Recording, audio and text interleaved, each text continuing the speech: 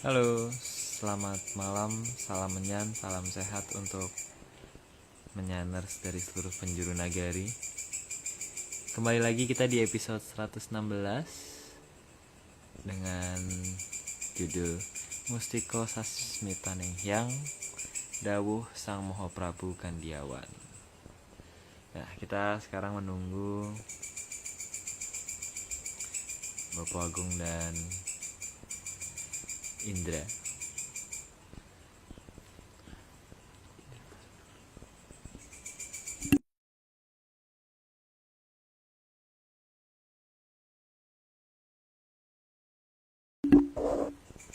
Indra, nih kayaknya udah join nih Indra nih.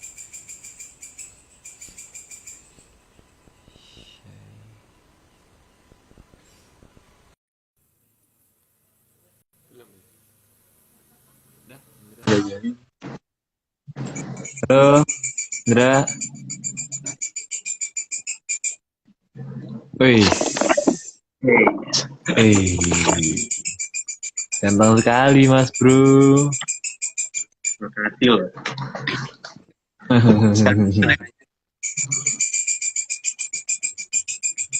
Ya udah, ini kita nunggu Om Agung, mungkin masih di perjalanan. Halo. Yuk. Oke, Indra gimana? Sehat di sana? Posisi di mana? Di rumah. Lagi di rumah sekarang. Bekasi. Wis, mantap. Mantap. Kita di mana sekarang? Ini kita lagi agak jauh dari Jakarta dan Bekasi. Lumayan jauh lah. Oke. Siap Indra, siap minum nggak? 1 menit. Bentar, ambil minum. Ditinggal kita. Ya udah. Agak ke belakang aja ya, biar masuk semua di frame. Ini agak turunin dikit. Apanya? Oh nggak kayak ini ya. Coba ya. Itunya ya. Coba. Ya segitu aja. Oke. Hai Indra, udah selesai? Udah. Minumnya? Udah Mbak minum? Udah 1 ember juga? 1 ember nggak? Oke. Biasa 1 galon lah. Tapi banyak loh ini. Udah minum banyak tadi. Ya udah Indra, yuk siap ya. Siap. Oke. Oke, kita mulai dari slide pertama.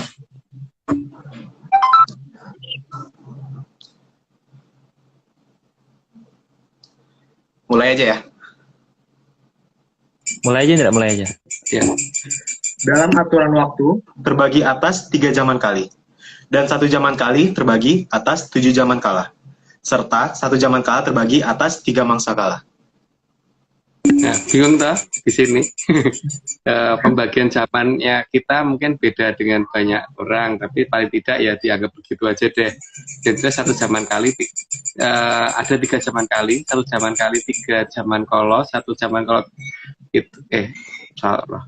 1 zaman kali itu 7 zaman kolo, 1 zaman kolo itu 3 mangsa kolo, satu mangsa kolo itu 100 tahun matahari. Ini itunya Indra kok laporan nggak bisa join. Wah, Indra blok ya? Enggak. Ya udah. Gimana ya? Nanti jawabnya ini ya, mungkin nonton di YouTube aja nanti gitu. Kan gitu. Kalau sudah selesai.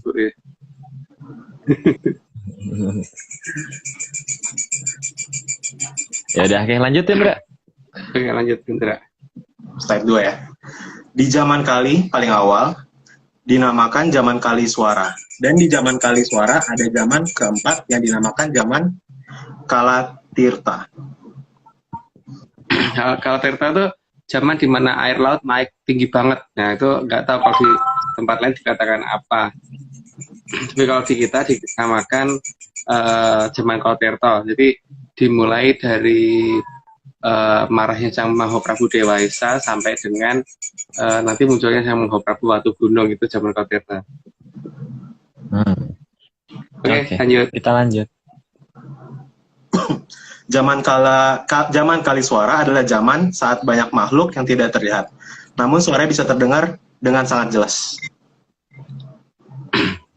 Ya, di zaman itu memang banyak antara manusia dan bukan manusia memang masih harmonis ya, jadi masih seperti itu. Antara hal yang harusnya tidak terlihat jadi bisa terlihat dan tidak terlihat bisa terlihat gitu. Yang jelas pada masa di mana manusia masih harmonis dengan alam, katanya begitu ya. Katanya ini masih cuma dongeng ontar ya. Ya, Bentar. oke, tapi nanti ada disclaimer-nya lumayan banyak. Oke, lanjut. Sehingga perlu diadakan pembedaan alam oleh manusia dan makhluk yang lain, agar tidak saling mengganggu karena ada beda kegemaran atas suara yang digemari. Ya, karena kalau untuk orang tertentu mungkin senang lagu apa, untuk manusia jenis lain senang apa. Tapi kan makhluk itu macam-macam ya. Jadi kalau misalnya kucing kan beda ya kesenangannya sama orang, di style musik bagus juga mungkin malah akan pergi gitu. Kalau ya hewan-hewan itu juga punya kegemaran akan suara tertentu, tapi mungkin dia beda-beda. Jadi itu memang harus dibedakan antara kegemaran satu dan yang lainnya. Mungkin yang dikatakan bagus dan indah untuk yang makhluk tertentu itu nyebelin untuk yang lain gitu. Oke, lanjut Hendra. Karena ini slide 5 nih. Iya, 5. Karena ada perbedaan jenis nada suara dan irama yang digemari tiap makhluk, maka perlu diadakan perbedaan posisi alamnya agar tidak saling mengganggu. Ya, selain posisi alamnya juga kalau bisa frekuensi suaranya juga dibedain supaya nggak saling mendengar gitu. Kalau memang kira-kira itu tidak sinkron suaranya, karena kalau misalkan seperti orang gitu kalau dengar suara kebungu terus-terusan juga lama-lama bosan juga kan. Jadi ya begitu juga untuk kebo mungkin dengar suara yang bagus sebagai manusia mungkin dia nggak suka. Jadi semua memang harus ada perbedaan alamnya dan kayaknya ini memang harus dibegitukan ya. Kalau ketika yang menganggap bahwa suaranya paling bagus ternyata enggak gitu. Lanjut. Karena maksudnya sesama manusia aja taste musiknya beda gitu. Beda-beda. Apalagi beda makhluk gitu. Misalkan kayak Indra suka dangdut, Aryo enggak. Ya misalnya itu contoh baik gitu. Atau Aryo suka dangdut. Enggak. Oh, Indra Maksudnya? kalau di mobil tuh dengerin dangdut tuh. Oh gitu. Oke, kita lanjut. Karena dia udah nih. Karena Iya, dia saat itu menjadi tempat tinggal bagi manusia dan 40 jenis makhluk bekasakan. Ya, bekasaan makhluk yang nggak jelas, makhluk yang wujudnya aneh-aneh itu namanya bekasaan bahasa kita ya. Dan bagi kita ada 40 jenis. Ada makhluk 40 jenis dan 40 jenis ini ada yang ganas dan ada yang tidak. Tentu saja dalam pembagiannya ada yang herbivora, omnivora sama karnivora, dan itu tugas manusia itu untuk yang herbivora, untuk yang omnivora sama karnivora sudah ditangani sama leluhur yang lain. Katanya begitu. Katanya loh guys. Oke, lanjut. Makhluk bekasakan itu jumlahnya jauh lebih banyak dari manusia. Dengan kemampuan logika rata-rata sangat rendah, hanya ber-IQ 0,1 yang tertinggi. Ya, itu makanya kan bingung juga ya aku kalau misalnya dikatakan kita kalau manfaatkan mereka harus mengadakan perjanjian atau gimana, mereka tuh IQ-nya aja cuma 0, ya, jadi nggak nyampe 1, 0, itu udah bagus banget tuh mereka gitu loh. Jadi ya memang mereka makhluk rendah, tatarannya rendah, nanti tidak bisa kalau diajak ngobrol apa yang berat-berat, apalagi diajak ngadakan perjanjian. Makanya aneh juga sih kalau ada yang pengen ngadakan perjanjian dengan mereka itu. Disuruh mandi aja susah ya. Diajari mandi aja susahnya setengah mati. Apalagi diajari sisiran bingungnya setengah mati kok. Ini suruh janji. Apalagi sudah ngadakan perjanjian. Ya, kita lanjut. Oke, lanjut. Sehingga mereka tidak akan mudah diajak bicara dan berunding, karena ada perbedaan kelas dalam logika. Ya, emang kita kalau mau ngajak berunding itu kan minimal IQ mendekati kita lah ya, jangan yang terlalu jauh gitu. Maksud iya misalkan makhluk dengan IQ 0, gitu diajak bicara. Mereka kan hanya makhluk yang hanya bisa berjalan berdasarkan kebiasaan dan naluri kan, bukan berdasarkan logika gitu loh. Tapi ya nggak tahu, kalau ada yang kayak gitu pengen diajak berunding ya monggo. Kita sih makhluk kayak gitu tuh harusnya diatur, bukan berunding dengan kita gitu. Lanjut. Karena lucu ya kalau misalnya tiba-tiba si Indra kan nih melihara ini anjing ya Indra ya, pom ya. Itu kalau melihara janjian dulu nggak Indra? Enggak lah, langsung ya janjian sama yang jual. Janjian sama yang jual. Begini sama anjingnya kan. Masa iya anjingnya? Nanti aku kasih makan, kamu kasih apa ya kan, nggak gitu ya? Terserah kita sih. Oke, yuk. Ya lanjut. Apalagi kalau diminta memahami aturan, mereka akan sangat sulit karena mayoritas tidak bisa membaca dan tidak paham apa yang namanya aturan. Namanya juga cuman IQ 0, ya. IQ 0, itu baca aja belum bisa, menghafal huruf aja belum bisa. Paling kalau bisanya cuma duduk, ya itu duduk, berdiri, jongkok gitu kan. Ngomong hihihi gitu. Ketawa juga cuma satu nada, hihihi gitu kan, lucu banget sih. Lanjut ayo. Oke. Nyitra. Sehingga benturan antara makhluk bekasakan dengan manusia akan sangat mungkin terjadi. Apalagi terjadi perkembangan jumlah oleh manusia dan oleh makhluk bekasakan. Nah, mereka juga berkembang, kita juga berkembang. Tapi kan perkembangan manusia tidak akan secepat mereka, karena kalau manusia kan tuh masih ada aturan-aturan kan.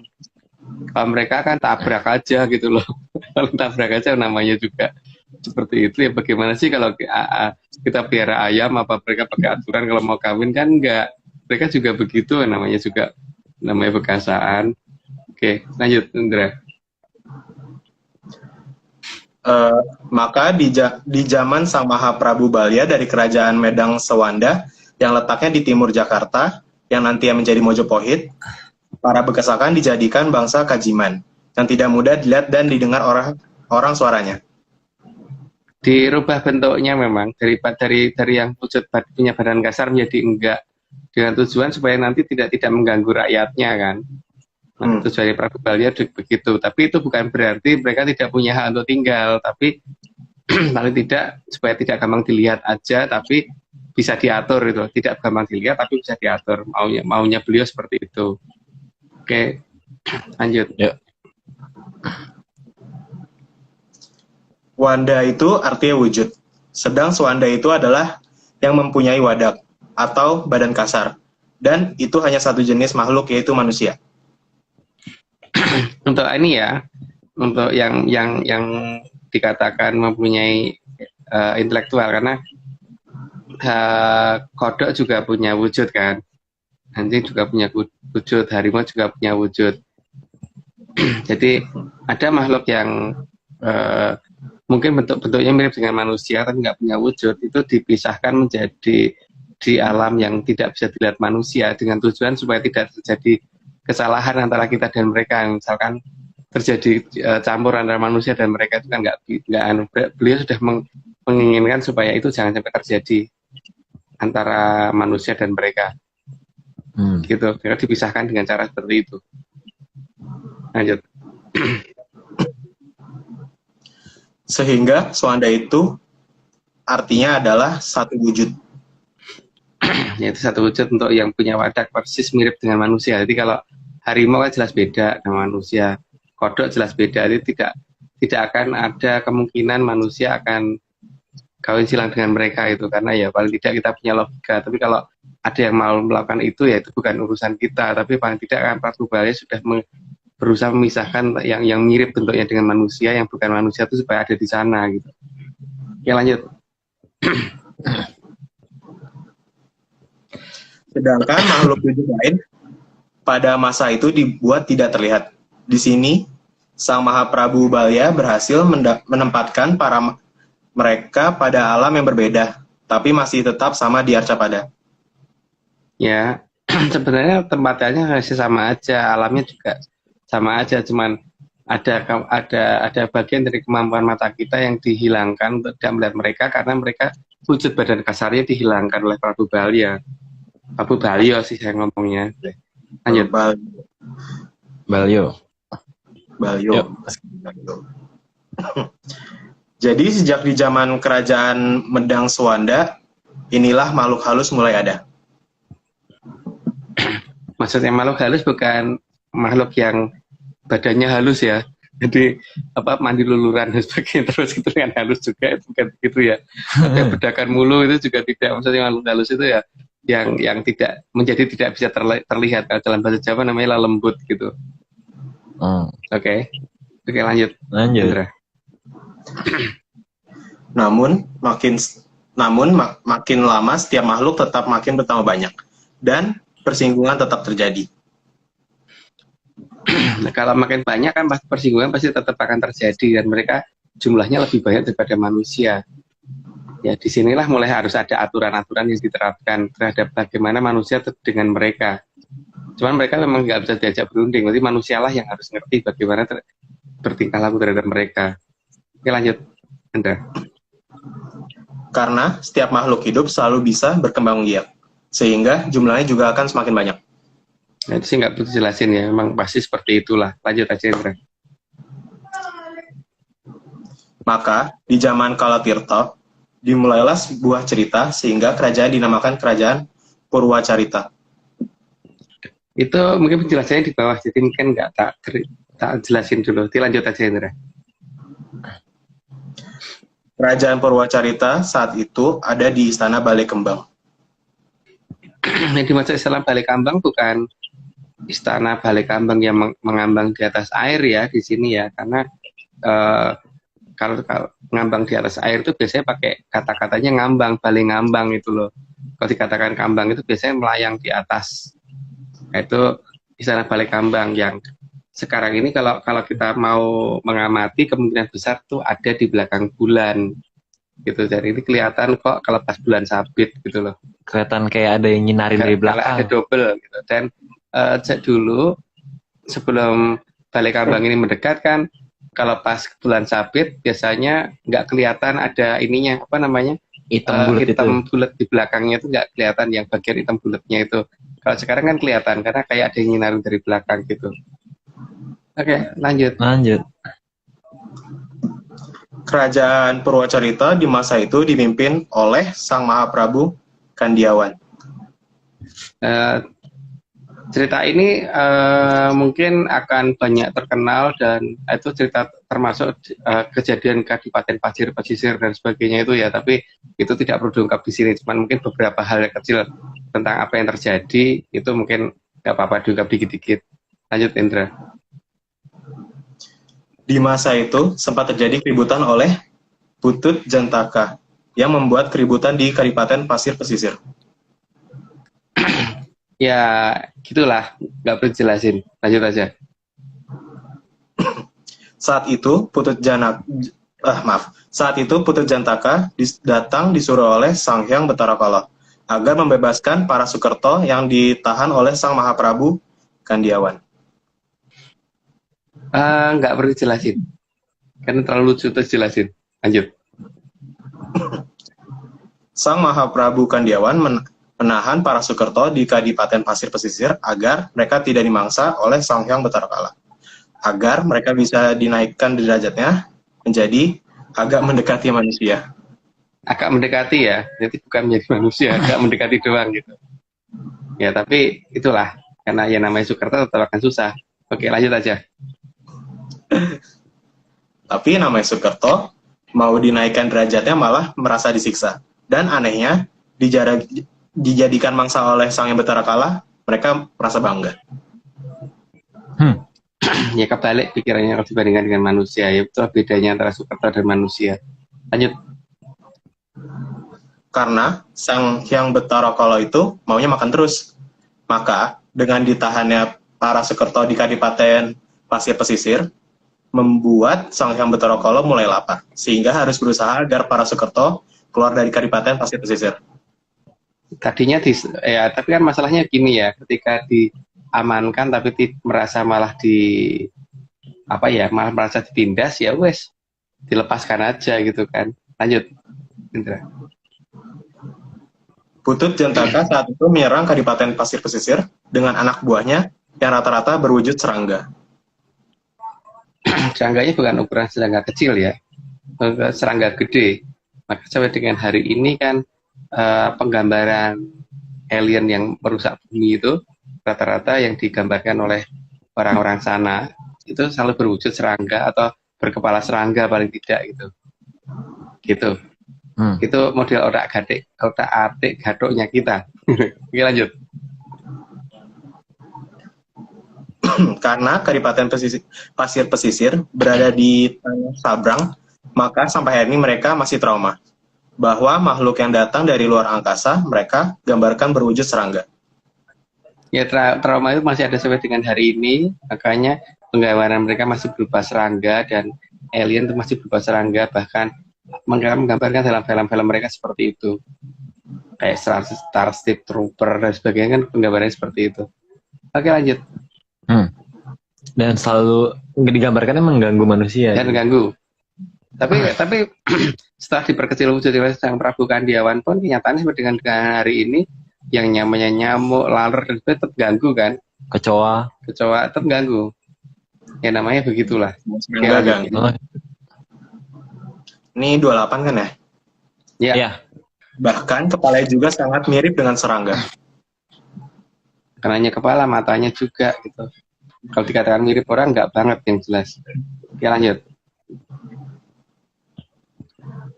Bahkan di antara para Sukerto ada yang beranggapan bahwa wajah serangga adalah pahlawan mereka. Dan di daerah itu mati demi Sang Hyang Batara Kala yang menjadi pemimpin mereka adalah tujuan hidupnya. Ya, namanya Sukerto kan pola pikirnya aneh ya. Jadi ya begitulah mereka gitu. Oke, lanjut aja lah. Maka di daerah yang masih menganggap kepala serangga adalah pahlawan, baik kehidupan dianggap lebih rendah dan kesetiaan terhadap rajanya. Kesetiaan raja yang tertinggi gitu. Kayaknya kita udah mulai perlu disclaimer nih. Disclaimer. Mbak Haryo. Oke, siap. Oke. Bentar, tak bergeser. Duduknya pindah dulu. Piangin dulu. Nih, ini disclaimer rame-rame dari berbagai penjuru Bali dan Jawa ya. Bali dan Jawa. Ada disclaimer baru ya? Ini disclaimernya ya. Oke. Ini sekali pakai Eko, sekali enggak ya Mas? Ini ada yang request pakai Eko ngilu mulu. Bingung aku. Nih. Yuk. Gerang. Kalau nggak percaya ya nggak apa-apa. Tapi kalau mau percaya, ya jangan.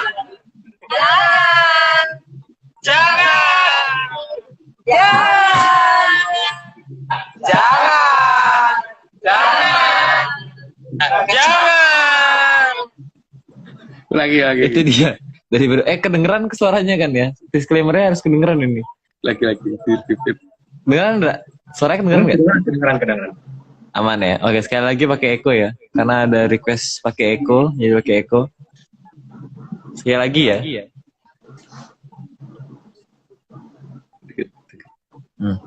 Ini semua cuma dongeng. Kalau nggak percaya ya nggak apa-apa. Tapi kalau mau percaya, ya jangan.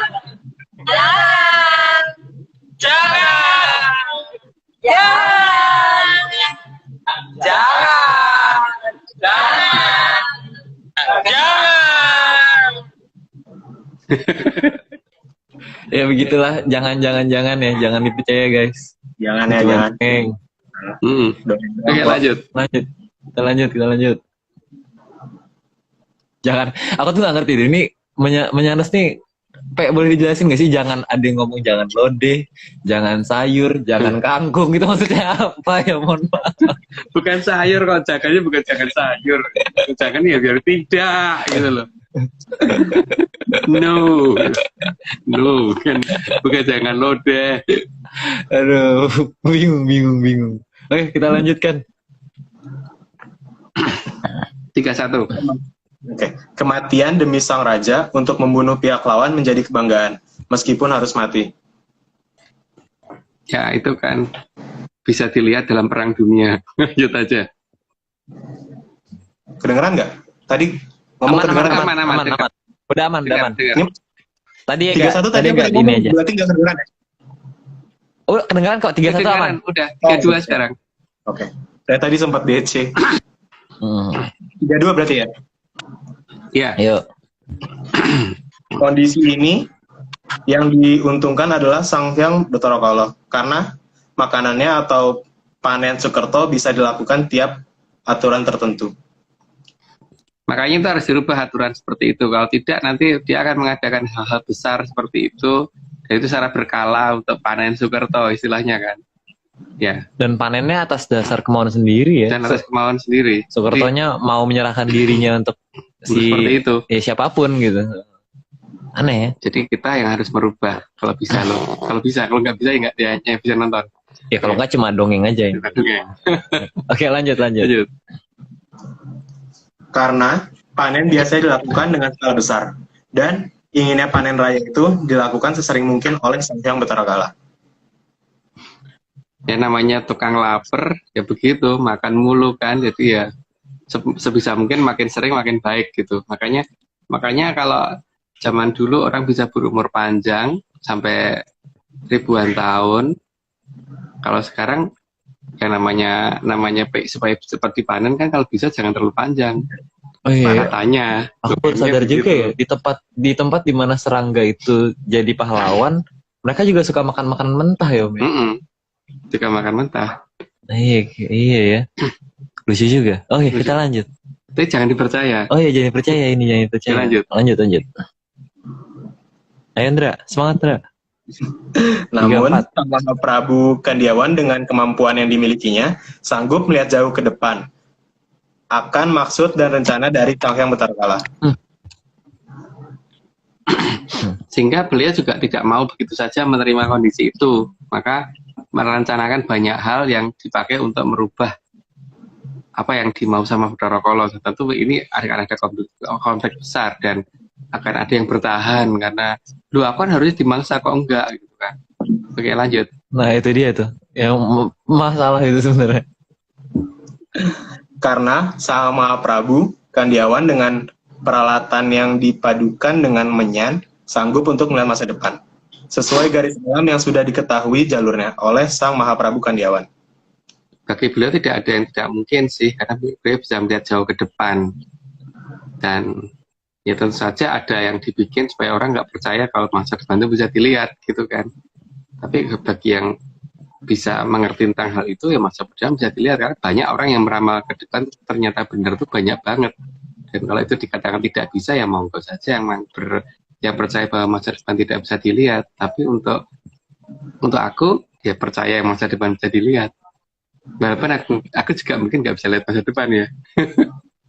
Oke, kita lanjut. Oke, lanjut. Karena Sang Mahaprabu Kandiawan sangat tahu bahwa masa depan sudah terjadi di atas sana. Tinggal menunggu urutan gilirannya gitu kan. Cuman apa yang harus dikerjakan Prabu Kandiawan harus mencoba untuk menghadang beberapa hal yang kira-kira nanti akan merusak kehidupan manusia. Tapi ya banyak pihak yang kemudian menganggap bahwa ini bertentangan dengan kan aku harusnya dimangsa kok enggak. Gitu, jadi masalah itu sih. Oke, lanjut. Sehingga ruang dan waktu dari masa depan harus dicari dengan tepat agar arah masa depan tidak mengikuti arah yang ditemukan oleh Sang Hyang Betari Durga dan Sang Hyang Bathara Kala. Jadi arah gerakan alam ini atau bumi ini bisa diarahkan menuju ke tempat yang tidak yang sudah direncanakan oleh Betari Durga dan Bathara Kala. Itu yang dimau oleh Prabu Watugunung, Prabu Kandiawan, sehingga beliau berusaha merubah arah gerakan tadi ke jalur yang semestinya gitu. Oke, lanjut Indra. Karena kalau dibiarkan akan berdampak sangat besar pada masa sekarang, meskipun kejadiannya akan ada di masa depan. Karena semua itu nyambung, tergantung bagaimana kita mengerti bahwa masa depan dan masa sekarang itu bisa disatukan apa enggak. Kalau ngerti ya berarti bisa mengerti ya Kak, apa bahaya masa sekarang kalau masa depan terjadi apa-apa. Jadi kalau tidak ya tidak ngerti. Pasti kebetulan gitu kan. Kalau tidak ya tidak ngerti. Tidak ngerti ya atau kebetulan. Kalau ngerti ya ngerti. Tidak ngerti ya ngerti. Kalau nggak ngerti ya tidak ngerti gitu. Ya, jadi kebetulan. Dan tidak ngerti itu berarti tidak ngerti. Tidak mungkin tidak ngerti terus kemudian berlagak ngerti kan. Nah itu dia. Bahaya juga itu. Nggak tahu tuh nggak tahu, ngomong aja nggak tahu, bukan kemudian berteori macam-macam gitu. Ya udah, kita lanjut Oke, saja. lanjut. Karena bagi Sang Maha Prabu Kandiawan, waktu bukanlah halangan. Masa depan, masa lalu, dan masa sekarang itu bisa dipegang dan bisa dilihat, serta bisa diubah-ubah di masa sekarang. Itu kan dulu ada itu kasus di mana orang berangkat mau ngajar di sekolahan jam 7 kurang seperempat, nyampainya jam 4 pagi gitu. Itu ada terjadi, dan itu hal yang wajar gitu, untuk versi beliau gitu. Tapi kejadian itu pernah Aryo alami ya kan? Ya? Bukan aku, Om. Bukan. Oh, Beda manusia. Beda Makhluk. Oke, lanjut. Sehingga misteri masa depan itu tidak berlaku bagi Sang Maha Prabu Kandiawan. Sebenarnya menurun ke kita juga sih, maka bahasa yang kita miliki ini tidak menghitung waktu. Jadi kita tidak mengenal past tense, present tense, dan future tense, semuanya present, semua kita bicara. Artinya masa lalu, masa depan, dan masa sekarang ini bisa kita satukan di masa sekarang gitu kan. Cuman cara nyatuinnya kok nggak tahu kemana gitu loh caranya. Hilang, mungkin sudah berubah jadi filsafat. itu dia. Oke, lanjut. Bagi Sang Maha Prabu Kandiawan, pembelokan aturan waktu oleh Sang Hyang Bathara Kala, meski masih jauh di depan, harus diubah sejak sekarang. Ya, karena kalau diubah sejak sekarang, itu berarti akan mengubah pola dari yang ke depan nanti akan kelihatan gitu. Walaupun melencengnya harus pelan, tapi nanti minimal kalau subuh harus muncul gitu kan. Lanjut. Maka, beliau juga meneliti satu persatu dari zaman kali agar manusia layak hidup sebagai manusia, bukan hidup sebagai Sukerto. Kalau yang dimau oleh Bathara Kala ya maunya Sukerto, yang manusia dari Sukerto. Tapi kalau Prabu Kandiawan dibalik, Sukerto kalau bisa jadi manusia, jadi biar nggak jadi mangsa. Oke, lanjut. Dan ada satu zaman kali, yaitu di zaman Kala Bendu, yang beliau sangat prihatin karena hukum menjadi alat untuk mengatur manusia. Terdapat aturan yang salah sedikit dihukum, meskipun banyak kebaikan yang sudah dilakukan. Yang namanya jam kalau bendu itu kan artinya hukuman ya. Makanya di zaman dimana ketika hukum adalah panglima, itu adalah zaman kalau bendu. Karena jelas banget itu arti bendu itu apa. Bendu itu hukuman. Jadi ketika hukum sebagai panglima, ya itulah namanya zaman kalau bendu. Disadari itu kapan apa tidak, ada atau tidak, terjadinya kapan, ya itu aku tidak tahu. Tapi yang jelas ada yang namanya zaman kalau bendu. Lanjut. Timbangan yang sebenarnya benar, tapi sengaja dilihat dari sisi yang berbeda, sehingga kebaikan yang banyak kalah sama kesalahan yang sedikit. Dan sekarang gini loh Indra kalau melihat timbangan itu neraca seperti itu gimana? Kalau melihatnya pada posisi sambil duduk ya kelihatan yang lebih berat itu yang akan jatuh ke bawah gitu kan. Tapi kalau Indra sedang kopstang kan posisi kepala di bawah, kaki di atas. Kalau melihat seperti itu kan berarti gimana? Jelas toh yang ringan jadi kelihatan lebih berat kan, karena yang di bawah kan jadi yang itu kan. Jadi tergantung melihat itu posisinya kopstang apa enggak gitu kan. Kopstang atau normal gitu. Oke, lanjut Indra. Bahkan ada aturan dalam melihat kebenaran, harus dengan cara kopstan. Nggak perlu kopstang kayak gini, nggak perlu kopstang deh. Gini aja posisinya ngelihatnya udah kebalik kok. Yang ringan jadi berat, yang berat jadi ringan gitu kan. Karena posisi timbangannya jadi kelihatan kebalik. Oke, lanjut. Ya. Karena dilihat dengan kopstan, maka hal kecil akan terlihat lebih berharga, atau kesalahan kecil akan terlihat lebih besar dibanding kebaikan yang banyak. Karena posisinya jadi yang kalau logikanya kan yang berat akan turun ke bawah. Nah, kalau melihatnya kopstan kan seperti ini cara pandang kita. Makanya salah sedikit hukumannya lebih besar daripada melakukan hal-hal yang banyak gitu loh. Seolah-olah timbangan selalu mengarah ke apa-apa harus salah gitu kan. Salah makan salah gitu. Apa salah pokoknya. Oke, lanjut Indra. Maka di zaman kala bendu, hukum ada di atas segalanya. Iya, di atas segalanya, dan kalau toh katanya bener pun harus dihukum. Makanya yang paling jelas gini ya, kalau kita jalan di atas bambu itu mungkin kaki kita masih bisa menapak dan agak sakit. Coba kalau misalkan jalan di atas kawat, pasti kaki kita lebih sakit kan? Bisa Dan robek bisa kita malah. robek. Nah kalau lebih tipis lagi dari kawat, pasti tangan kaki kita bisa kebelah itu. Nggak akan bisa Nggak akan bisa napak lihat, aja nggak mungkin. akan bisa napak. Nah, kalau dasarnya adalah itu, harus menapakin cepat seperti itu apa ya, ya bisa gitu loh.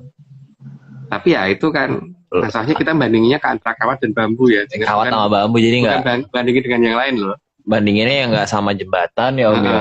Kan kalau jembatan kita bisa Nah, jalan. kalau jembatan bisa jalan. Kalau kawat kasihan orangnya ya. Tapi lebih tipis dari kawat gimana? Sama apa ya? Ya maaf ya tadi Nggak tahu juga sih apa yang lebih tipis dari kawat, aku nggak tahu. Ya udah, Ndra, kita lanjut deh. Harusnya kejerungup terus gitu. Ya lanjut, Ndra.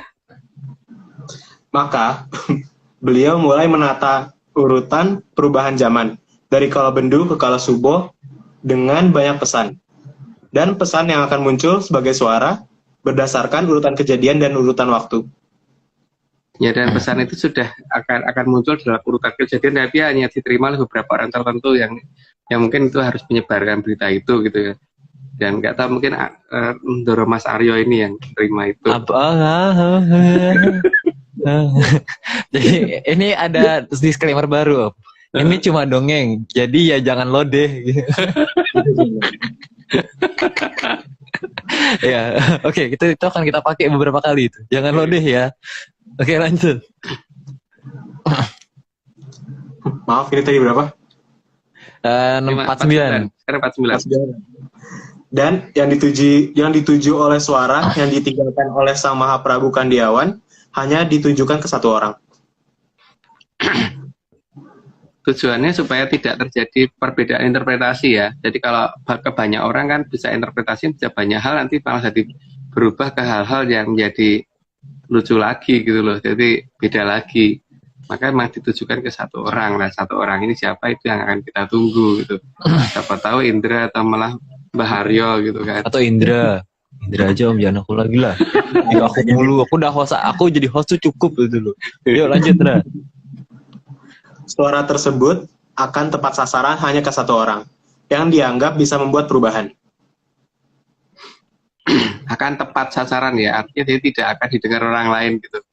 Jadi kalau ada banyak orang yang mungkin merasa mendengar juga, ya berarti itu aneh. Karena beliau pasti sudah mengerti bagaimana supaya tepat sasaran, walaupun itu dikeluarkan di zaman yang berbeda, di zaman yang sangat jauh sebelum ini gitu. Oke, lanjut. Dan suara itu tidak akan bisa dimengerti jika terdengar oleh pihak yang tidak ditunjuk oleh Sang Mahaprabu Kandiawan. Karena pertama menggunakan bahasa yang tidak dikenal, terus yang kedua menggunakan inskripsi yang lebih ribet, terus juga seperti sinyal diskret yang datang gayanya so ngerti video kita sendiri pengen dengerin gitu ya. Oke, lanjut aja. Lanjut. Tujuan dari semua itu adalah agar manusia bisa berkembang baik dan tidak menjadi bahan panen dari Sang Hyang Betara Kala. Itu yang diinginkan ya. Jadi, tapi kan masalahnya ketika ada yang memang pengen jadi bahan panennya, ya monggo aja gitu loh. Silahkan gitu. Misalkan berjalan di atas kawat yang sangat tipis gitu kan. Ya kan kasihan Kan ya. nekat namanya. Jalan di atas jalan jembatan aja kok harus jalan di tempat yang gitu. Di atas pipa aja sakit kok. Yang pasti sakit. Dia mau milih di atas kawat. Ya tapi itu pilihan orang sih. Dia pilihan, nggak boleh dilarang. Kita nggak boleh ngelarang. Jadi Oke, monggo. lanjut, Indra.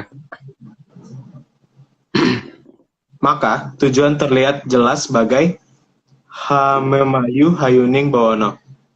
Hamemayu Hayuning Bawono kan berarti memperindah alam jadi lebih indah, itu tujuan beliau. Jadi jangan sampai ada yang jadi korban gitu.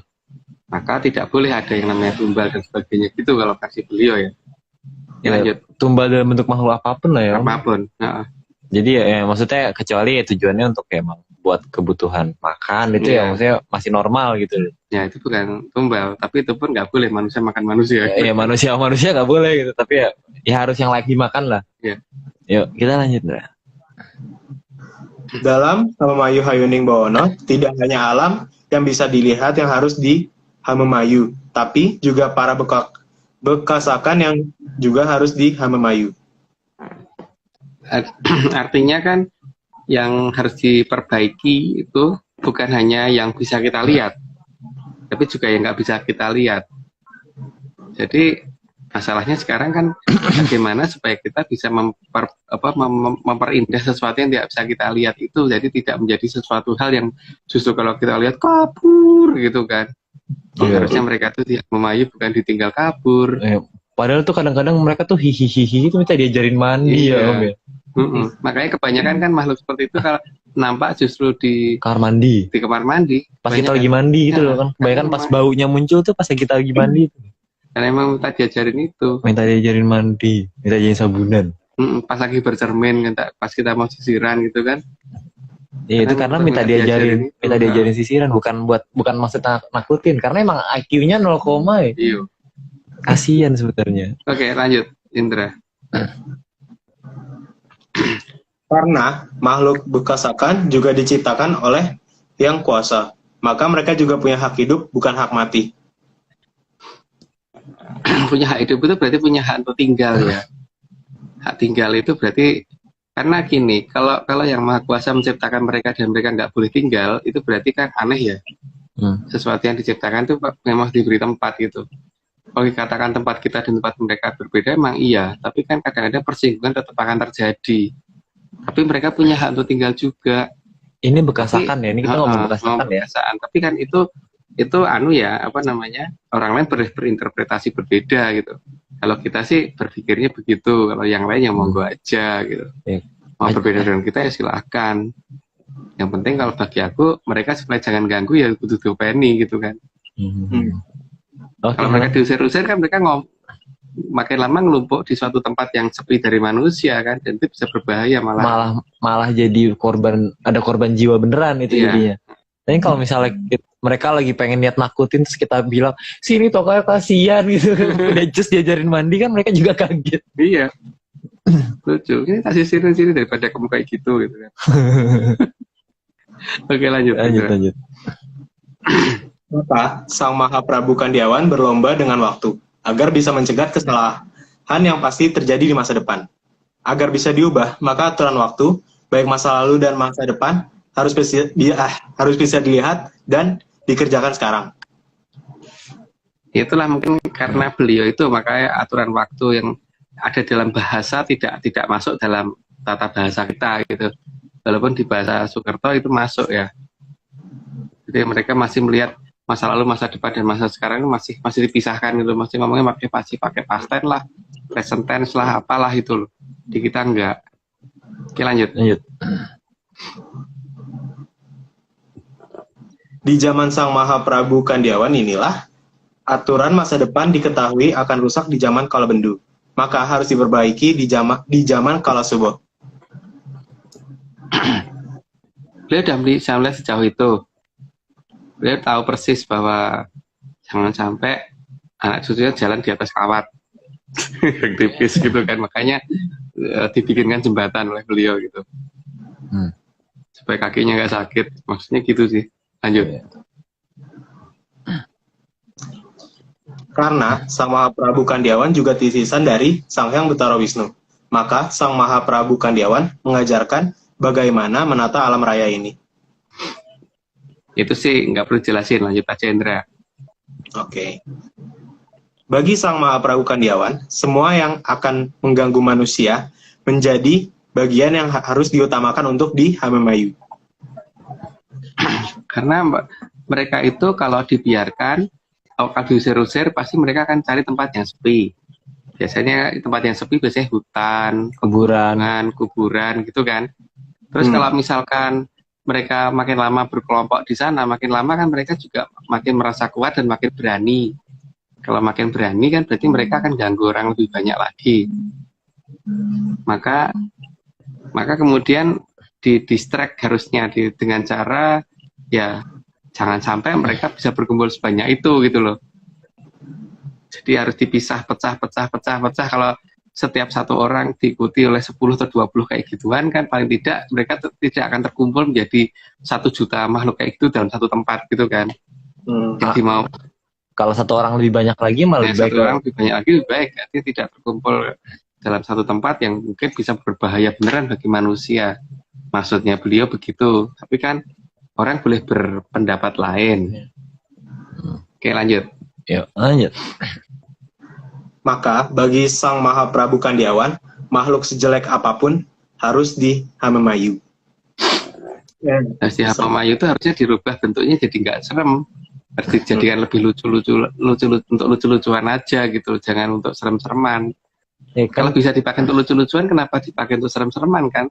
ya kayak gini makhluk kayak gini coba bayangin dong, datang-datang itu pakai baju Mickey Mouse, pakai bandu yang ada itunya, bandu pink gitu kan lucu jadinya. Itu coba kelihatan tuh modelnya sisiran juga nggak ngerti, baju juga terakhir 500 tahun yang lalu belum nggak pernah ganti, wajah nggak ngerti cara pakai make up, kuku sampai panjang-panjang nggak ngerti pedicure apa balik Iya, ya gitulah pokoknya. bau juga nggak jelas, nggak ngerti sikat gigi juga nggak pernah gitu kan.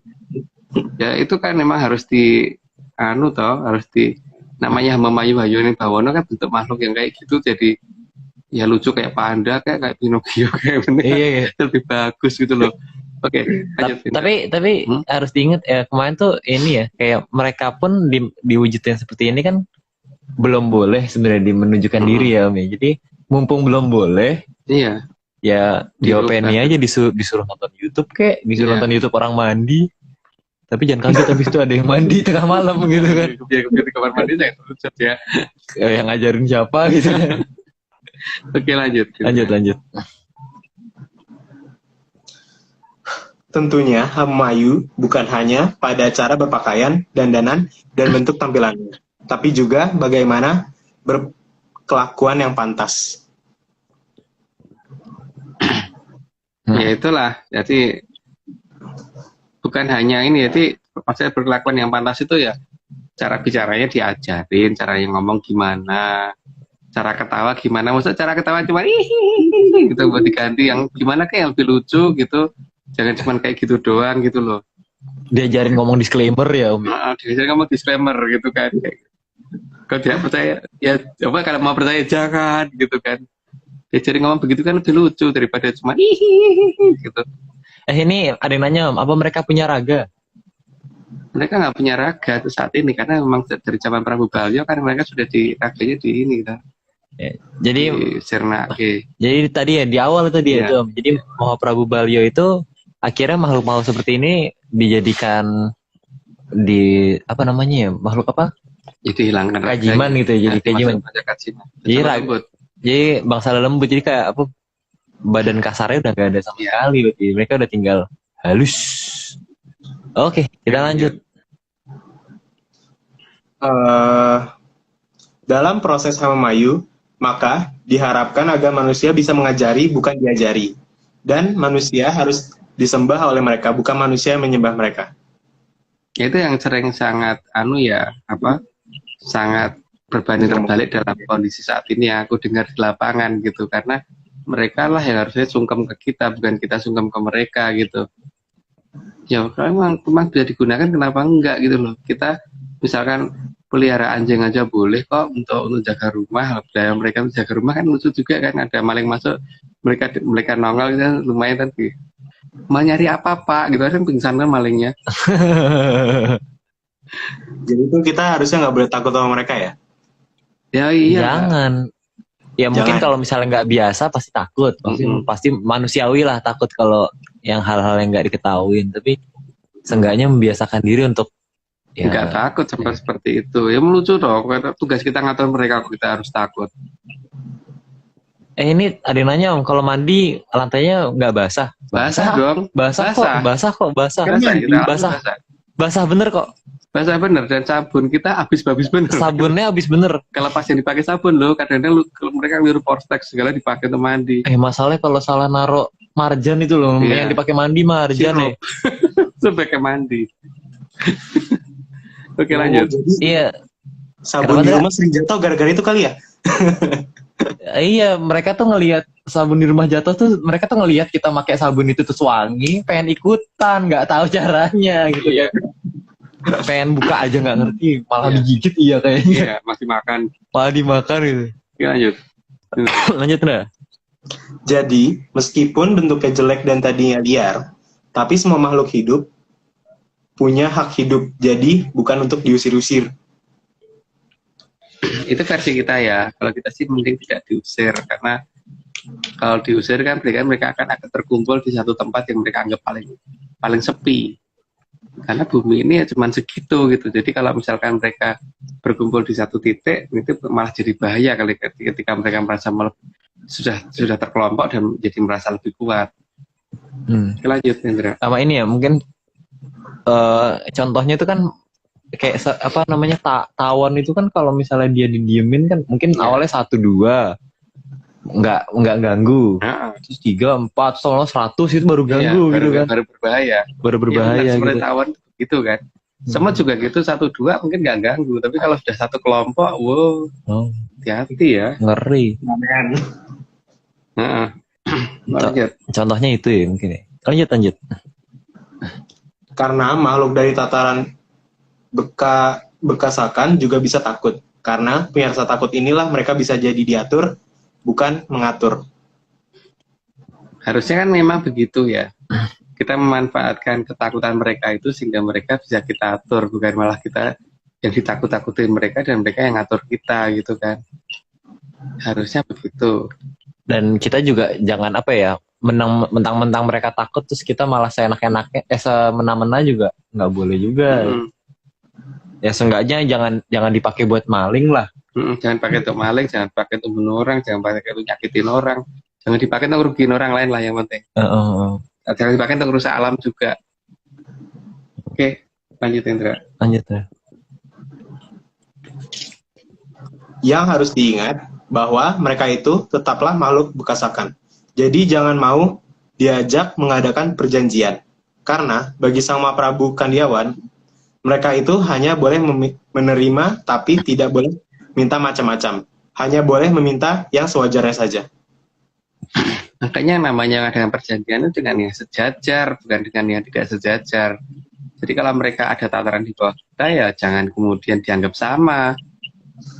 Jangan kalau mengadakan perjanjian kan di bawah kita atau yang di atas kita dengan makhluk kayak gitu, masa mengadakan perjanjian?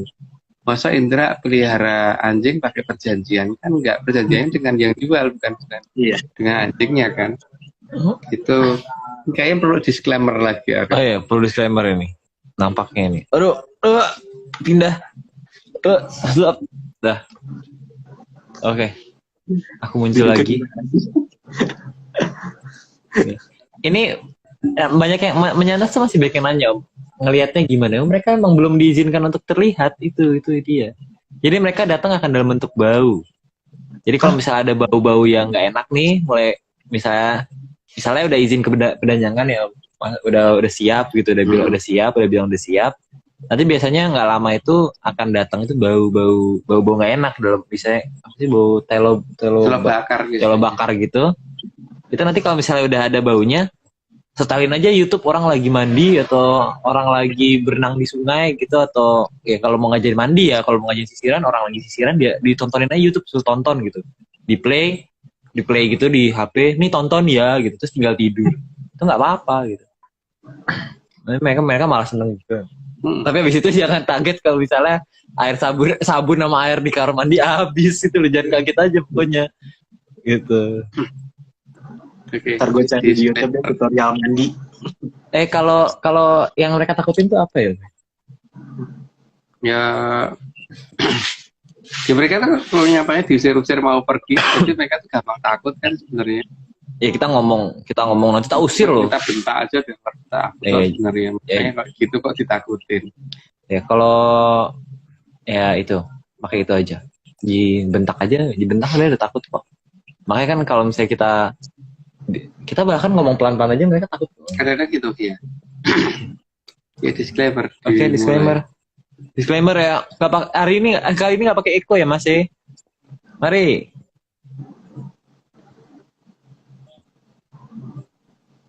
ini semua cuma dongeng. Kalau nggak percaya ya nggak apa-apa. Tapi kalau mau percaya, ya jangan.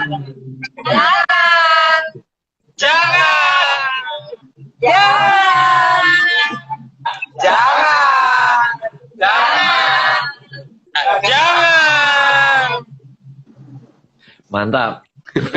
Top. Disclaimer-nya keren sekarang. Tapi nanti akan ada disclaimer satu persatu juga sih. Ini kan baru kita kumpulkan jadi satu. Nanti ada yang satu persatu. Nanti disclaimer akan kita upload di YouTube juga. Nanti disclaimer plus disclaimer yang sudah ditotalin kayak gini tadi. akan diupload di YouTube ya. Jadi kalau misalnya mau sombong ke orang bisa. Oke, kita lanjut, Ndra. Kita udah 66. 66. Harus dipahami. Bentar, ada yang nanya lagi. Kalau dibentak apa nggak nyerang, Om? Mas? Aku nggak pernah diserang tuh. Nggak pernah nyerang ya. Ya karena mereka pada dasarnya ya maksudnya mereka sadar juga ya mereka lebih rendah dari manusia kan. Sama aja kayak apa ya? Oh, nggak sih, nggak ada yang sama. Nggak ada yang sama. Jadi kalau Anjing itu masih bisa gigit, tapi ini nggak bisa ngapa-ngapain deh. Ya paling maksimal tuh nakut-nakutin. Jadi kayak banting pintu, buka pintu, banting jendela. Ya gitu-gitu paling nakut apa? Ada suara srek Ya. jalan. Atau ya hihihi gitu ya paling gitu. Ya, Konser paling suara gitu. ya, apa? Konser suara, nggak gigit, nggak marah, nggak fisik lah. Nggak fisik. Tapi mereka ngerti nggak sih kalau kita bilang jangan ganggu gitu? Ngerti banget. Ya antara ngerti dan enggak, karena bahasa zaman sekarang kan mereka nggak paham. Oh ya, kebiasaan sih. Yes. Jadi kalau misalnya mungkin lu ngomong jangan ganggu terus dia ganggu lagi terus lu marah kan dia ngerti, oh jangan ngerti itu tandanya jangan ganggu gitu kan. Ya kayak ngajarin Momo, Ndra. Anjingmu itu kan nggak mungkin ngerti kan disuruh duduk gitu. Pasti harus dong. duduk tuh gimana? Enggak, awalnya ngajarin duduk Cukup gimana? lama kan, ngajarin itu aja tuh cukup lama gitu. Cukup lama ya. Ya kan? Nah iya, makanya ya kayak gitu-gitu. Jadi pasti ngajarin mandi juga jangan berharap diajarin mandi langsung bisa mandi terus nggak bau ya. Diajarin mandi terus taunya HP-nya yang dibawa ke kolam renang nggak tahu juga. Nggak tahu juga. Masalahnya itu nggak tahu juga itu loh. Ya pokoknya sabar ngajarin mereka tuh sabar kasihan. Butuh waktu ya. Mungkin kalau cara-cara yang lain mungkin akan dilanjutkan di setelah akan diberitahu setelahnya lah. Mungkin sekarang kita bareng-bareng ngajarin kalau mau ikutan ngajarin mereka mandi dulu, minimal mandi sama sisiran lah. Jadi seenggaknya udah bener dikit gitu. Yang lain-lainnya ngajarin yang lain-lainnya mungkin di kesempatan berikutnya ya Om ya. Oke. Lanjut. Harus dipahami bahwa secara hierarki manusia ada jauh di atas makhluk berkasakan. Sangatlah penting untuk memahami posisi agar manusia yang berkuasa bukan berkasakan yang menguasai manusia. Ya, tapi syaratnya berkuasa itu berarti satu tidak takut ya. Kalau takut namanya bukan berkuasa. Kalau takut itu sudah jadi 1-1 poinnya, atau malah 1-0 menang sana gitu loh. Kita nggak boleh takut. Karena nggak takut itu harus ngerti bahwa mereka ada di taran bawah kita. Dan mereka harus ngerti juga mereka juga kemungkinan untuk melakukan sesuatu ke kita tuh sangat kecil gitu, hampir nggak ada gitu. Om, ini ada yang menyarankan kalau kita bikin sesi tutorial mandiin demit, kayaknya. Mungkin satu episode sendiri gitu. Episode sendiri gitu. Jadi benar-benar tanya jawab gitu Om. Jadi kalau mau mandiin gimana gitu caranya. Kan waktu kopdar udah, kalau kopdar kita pas. Oh ya, kalau kopdar. Kalau mungkin kalau yang IG perlu nggak kira-kira? Ya mungkin nanti deh. Mungkin nanti ya. Setelah semua pesannya itu pesan yang dimau oleh Mbak Tugul udah sampaikan semua, baru mungkin ada tutorial itu nanti. Mungkin 118 ke atas mungkin ya. Ya. Tapi ini ada yang nanya Om, kalau mereka berkumpul, ya kadang-kadang datang ke rumah sekali datang ber-15 ya? Iya. Enggak. Banyak. Iya, belum tentu mereka berkumpul tuh makin berani. Enggak juga. Mereka kalau sekali datang tuh 15, 20 gitu loh. Kadang-kadang banyak sekalian gitu. Baunya bau banget jadi ya. Enggak jelas gitu baunya. Ya udah kita lanjut. Tapi manusia juga harus bisa sabar dalam menata makhluk berkasakan. Karena kalau dalam skala IQ, mereka itu jenis makhluk IQ dengan IQ 0,1 atau dalam bahasa Ki Tunggul Jati mereka itu makhluk 0, Ya, Mbak Tunggul kalau ngomong begitu, makhluk 0, istilahnya. Ini bahasa yang kita gunakan juga. Kalau aku ngomong di anak Aryo, Mbak Vicky dan sebagainya, itu makhluk 0-nya datang gitu kan. Itu maksudnya mereka gitu. Itu istilah dari kita karena beliau manggilnya begitu gitu. Makhluk 0. Oke, lanjut. Ya, lanjut. Karena makhluk 0, itu memang sangat bodoh, namun bisa jadi akan sangat setia kepada yang mau merawatnya. Iya, kalau setia banget, tapi ya itu namanya IQ cuma 0, disuruh apa kadang-kadang nggak mudeng-mudeng gitu. Seperti kasusku waktu itu, ketika eksternal harddiskku hilang, aku minta bantuan mereka dengan cara nunjukin gambar. Wah, ketemu ternyata masalahnya tuh beda ukuran gambar yang di HP, yang di laptop dengan ukuran sebenarnya bentuknya ngerti mereka. Tapi karena ukurannya beda mereka anggap itu bukan gitu loh. Memang begitu namanya juga 0, gimana lagi? 0, ya IQ-nya. Ya. 0, beneran. 0 banget. 0. Jadi kadang-kadang kasihan juga gitu ngeliatnya. Iya. Nggak tega ya. Lucu tapi ya. Kita lucu. Emang lucu. Makanya kenapa orang pada takut? Iya, makanya itu loh. Bentuknya serem, Om. Makanya selain pada takut, kenapa juga harus kok bisa dia ngata-ngatain perundingan dengan mereka itu gimana bisa berunding itu loh namanya. IQ-nya cuma 0, Yang berunding IQ-nya 0,0 juga kali ya. atau menurunkan diri menjadi 0, ya nggak tahu ya. Merendah, itu dia merendahkan diri. Ya. Rendah diri dia, bagus. Kita lanjut. Selain itu, ini 9 ya? Ya. Selain itu, rata-rata mereka juga makhluk malam, terutama pada jam-jam 0, Ini namanya makhluk 0, makanya kan bangunnya itu jam 0, gitu kan. Iya sih, iya. Oke, lanjut. Ini ada yang nanya, Om, kalau barang terselip bisa disuruh nyari. Bisa, tapi sabar aja. Sabar, karena mereka ukuran bentuk mendeskripsikan barang yang hilang itu harus sedetail mungkin sampai mereka tuh ngerti. Masalahnya mungkin deskripsi dari kita sudah detail, problemnya mereka ngerti bahasa kita apa enggak, itu juga masalah berikutnya kan. Gitu. Tapi bisa sih sebenarnya, kalau mereka udah ngerti apa yang kita mau, gampang sih. Iya. Ya, itu butuh proses. Butuh waktu, karena perbedaan bahasa dan perbedaan IQ menjauh banget. Sangat mereka tuh dapat dikatakan blokan akut gitu, jadi dia sangat susah diajak bicara. Kalau manusia kan nggak ada yang IQ 0, mereka tuh 0, tuh udah termasuk besar ya. Iya, makanya 0, tuh udah hebat banget bagi mereka itu. Lanjut. Maka menjadikan mereka menjadi makhluk 1,1 itu memang tidak gampang. IQ 1, aja mereka tuh hebat loh, tapi itu naik jadi 1, itu susah. Makanya ya gitu kok diajak berunding itu bingung aku terus terang. Mau IQ mereka itu cuma 0, mau naikin jadi lebih pintar dikit aja ngajari sampai habis waktunya. Oke, lanjut. Paling tidak mereka bisa dilatih untuk naik tingkat ke 0,07.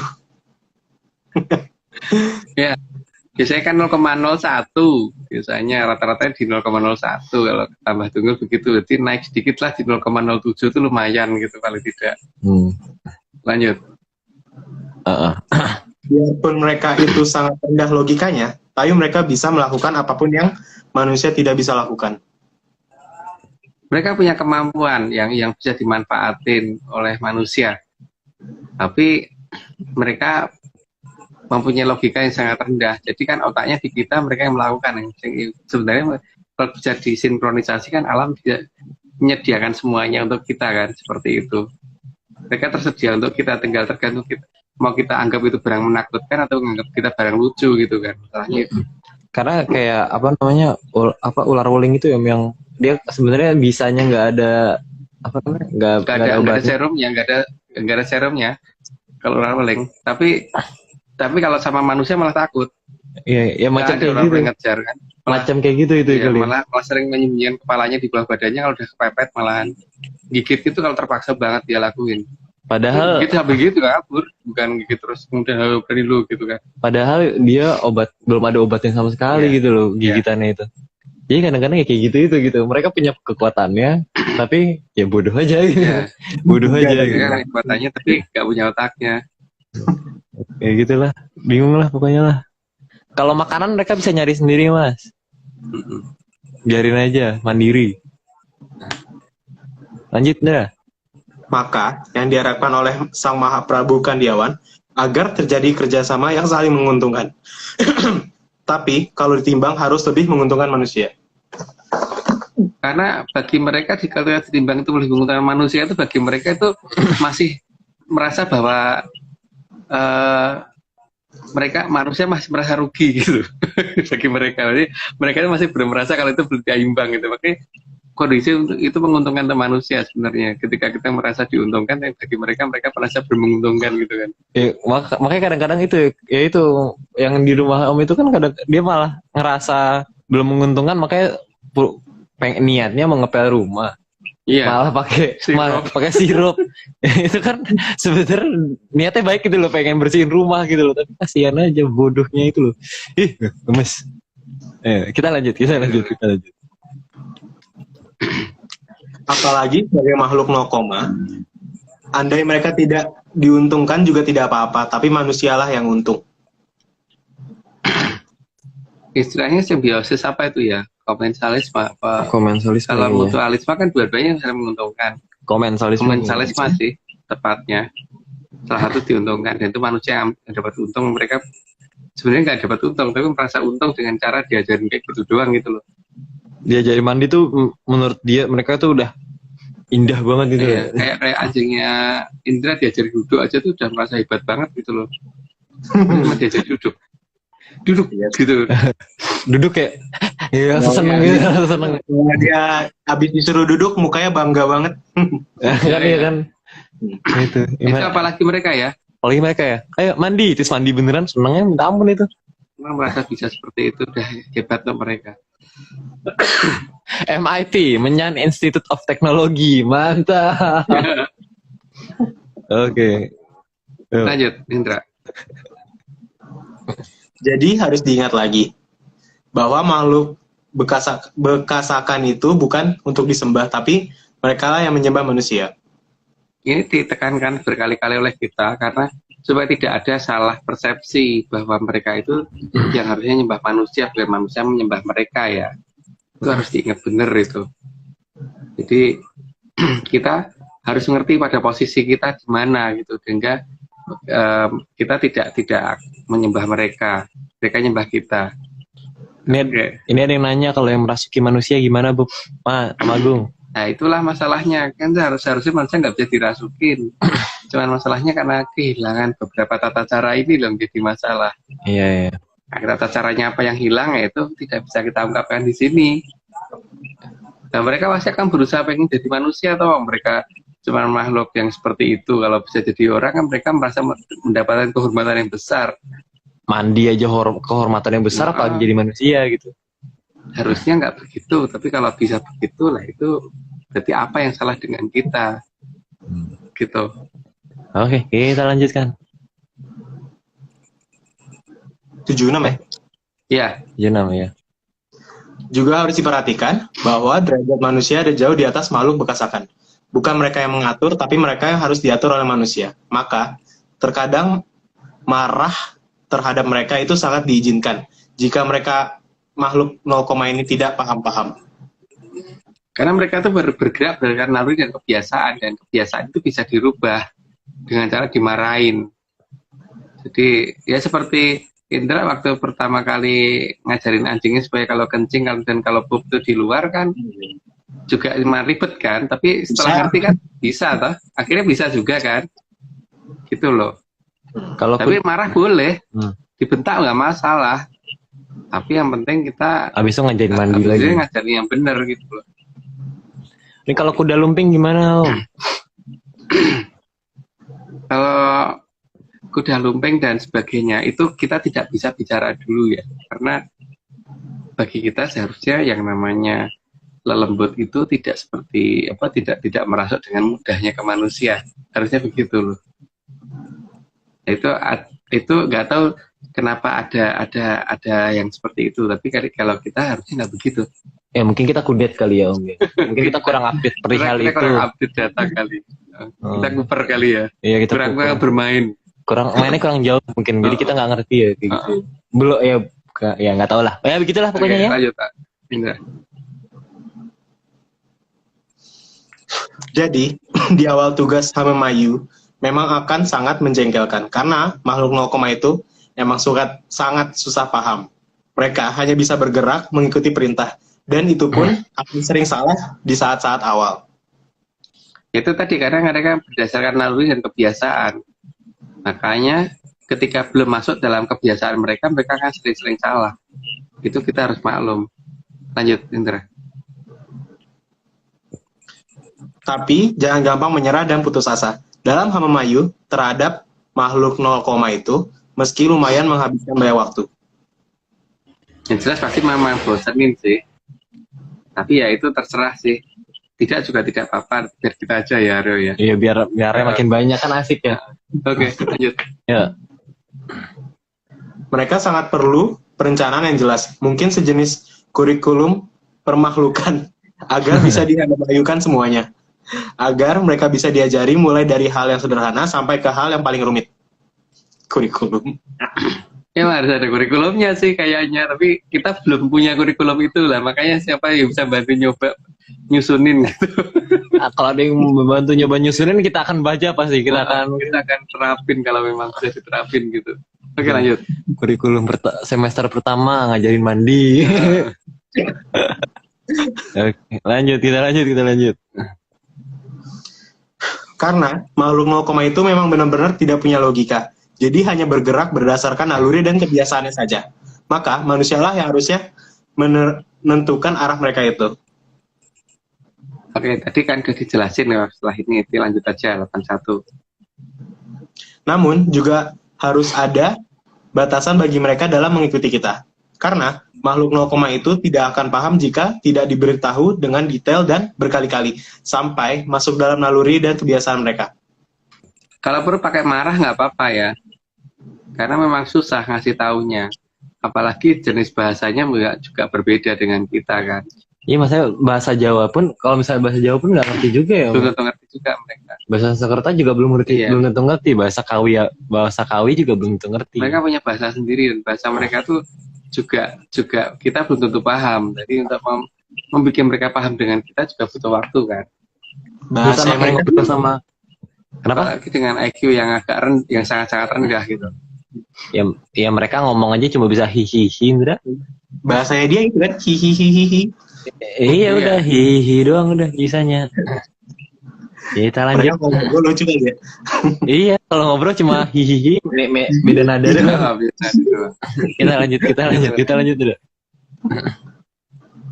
82 ya. Iya. Maka makhluk 0, juga harus diberi batasan. Daerah mana yang tidak boleh mereka sentuh, tidak boleh mereka datangi, dan tidak boleh mereka lihat. Itu aturan kita yang bikin dan mereka harus dibiasakan supaya mereka ngerti daerah mana aja yang itu tadi. Karena kalau tidak ya mereka akan kemana-mana semau mereka. Oke, lanjut. Karena makhluk 0, sebagai makhluk hidup, mereka juga butuh kebebasan. Namun harus diberitahu batasan agar mereka tidak mengganggu alam raya. Ya makanya kan Prabu Balyo membuat supaya mereka nggak terlihat, salah satunya itu ya. Tapi paling tidak ya kita juga harus memberikan batasan-batasan lagi kepada mereka karena kan jumlah mereka itu sangat banyak, sehingga kalau diatur dari zaman dulu tentu kan akan berkembang, sedangkan mereka sudah terlepas dari komunikasi dengan manusia 500 tahun ini kan, sehingga perlu mereka diatur lagi gitu, paling tidak supaya mereka mengerti batasan lagi, terutama untuk generasi muda mereka. Ini ada yang nanya kalau bisa berbahasa itu biasanya malah kayak burung beo itu kan? Iya. Karena saking seringnya diomongin itu gitu, jadi ngikutin. Jadi kalau kayak burung beo itu kan diajarin ngomong halo, ya bisanya halo doang, tapi dia nggak ngerti halo itu artinya apa gitu. Iya. Cuman bisa Ya, sama. ngutip doang ya. Iya, sama aja kayak mereka itu kok tiba-tiba dengar bekas Aan itu ngomong eh beli sate bang, nah itu dia keseringan denger itu berarti kan gitu. Tapi nggak ngerti artinya Nggak apa. ngerti artinya apa gitu. Berarti gitu ya. Kayak burung beo emang. Lucu sih sebenarnya. Yuk lanjut nggak. Yang harus diingat sekali lagi, makhluk no koma bukan untuk manusia berguru. Tapi tugas manusia yang mengajari. Jadi mereka harus berguru kepada manusia. Itu udah jelas ya, dari tadi udah dijelasin. Jangan sampai dibalik gitu. Oke, lanjut Indra. Dan karena makhluk no koma itu kuat, maka mereka bisa dimanfaatkan tenaganya. Dalam saat mendologiri, hal itu diizinkan karena termasuk untuk Hamamayu Hayuning Bawono. Digunakan tenaganya itu misalkan untuk ngangkatin batu-batu besar dan sebagainya gitu. Yang kita nggak mungkin bisa dapat ngangkat. Untuk mindahin. Untuk nutupin dari pandangan orang dan sebagainya gitu ya. Itu menggunakan mereka bisa sih. Ya dorong mobil juga bisa. Dorong kendaraan. Atau kalau misalnya kita lagi bahaya terus harusnya kita ngerem malah lengah, ditarikin sama dia malah bisa gitu. Gitu bisa. Malah bisa. Ngajarinnya Tapi ya, susah. ngajarinnya itu ya. Yang amit-amit Amit jabang. bambu ya. Susah banget. Oke, lanjut. Namun, berdasarkan perintah dari Sang Mahaprabu Kandiawan, seharusnya kekuatan makhluk no koma jangan digunakan untuk hal yang tidak baik. Ya, jangan dipakai untuk ngerugiin orang, nyakitin orang, rusak alam raya dan sebagainya. Gunakan dengan yang benar gitu. Jangan diajari maling, walaupun bisa loh. Jangan diajari nyolong, walaupun bisa. Yang bunuh orang juga bisa. Bisa. Jangan, tapi jangan diajari kayak gitu. Tapi jangan diajarin kayak gitu. Lanjut. Karena makhluk no koma itu tidak punya logika, maka tidak tahu mana yang baik dan mana yang buruk. Sehingga mereka melakukan sesuatu itu berdasarkan perintah, naluri, dan kebiasaan. Itu udah dijelasin tadi, lanjut aja. Berapa sih? 87 ya? 88. Makhluk no koma itu jangan diajari berkelahi, meskipun mereka sangat suka berkelahi, terutama dalam jumlah massa. Nah itu jangan diajarin kayak gitu ya. Kalau bisa didistract supaya mereka tuh nggak seperti itu. Golongan mereka sendiri juga begitu kok. Oke, lanjut. Makhluk no koma juga jangan diajari membunuh, karena mereka bisa aja melakukannya tanpa meninggalkan jejak. Ya jelas mengganggu jejak karena mereka nggak ada wujudnya. Jadi jangan pernah diajarin seperti itu. Jangan pernah kita ya nggak boleh lah. Jadi nggak jadi Hamamayu Hayuning Bawono. Ya, dan sang yang penting akan marah besar kalau kita menggunakan hal kayak gitu. Makanya jangan digunakan seperti itu. Oke, lanjut. Tapi hal kayak gitu banyak terjadi nggak sih sebenarnya? Bisa banget. Nggak, tapi banyak nggak sih di sekarang gitu? Waktu-waktu sekarang? Nah, karena kita kurang jalan-jalan, kita nggak ngerti. Iya, kita tuh kurang main, kurang jauh mainnya. Kita cuma kita seputaran sini rumah aja. Nggak tahu. Kita main cuma sampai Bali kok ya. Iya, sampai pulang kan. Sampai Bali. Sampai pulang. Sampai ke Bali, sampai pulang. Makanya kurang jauh mainnya. Oke, lanjut. Yuk. Makhluk no koma juga jangan diajari mencuri, meskipun mereka sangat mampu melakukan hal itu. Ya jangan, ya itu udah dijelaskan berkali-kali ya. Nah, makanya jangan yang jelas bersekutu sama mereka itu nggak apa-apa. Iya, boleh. Yang penting mereka di bawah kita, bukan dia di atas kita atau mereka sejajar, enggak. Kalau aku sih bersekutu banget ya. Iya, kita tuh tim bersekutu dengan Demit. Karena lumayan ya, kalau bersekutu sama mereka tuh untungnya banyak gitu loh. Minimal bisa ngilang. Mobil bisa direm sendiri. Itu dia. Oke, lanjut. Oke, kita lanjut. Makhluk no koma jangan diajari tata cara sabotase, karena mereka sangat sanggup melakukan hal itu. Ya itu hal-hal yang tidak baik itu kan artinya tidak memayu hayuning bawono, rusak-rusak itu jangan diajari lah, walaupun mereka bisa banget, bukan nggak bisa ya, bisa banget, jadi jangan di ini. Kasihan. Makanya aku sih bersekutu banget, bersekutu sekali malah dengan mereka Dan bangga. dan bangga. Kita lanjut.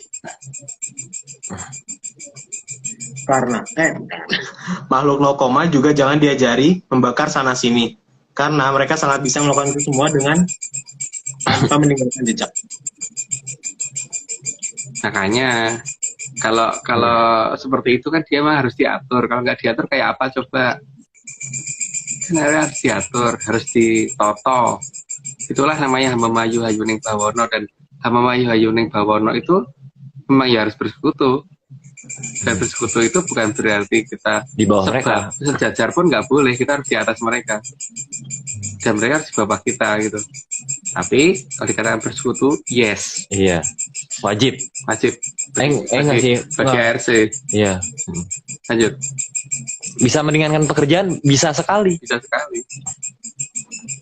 Lanjut. Makhluk no koma juga jangan disuruh membuat CCTV tetangga tidak berfungsi dengan benar, karena makhluk no koma memang bisa membuat banyak hal yang menghilang di depan CCTV. Orang bisa nggak kelihatan ya di depan CCTV, makanya itu jangan diajari yang kayak gitu paling tidak. Jangan digunakan untuk itu ya.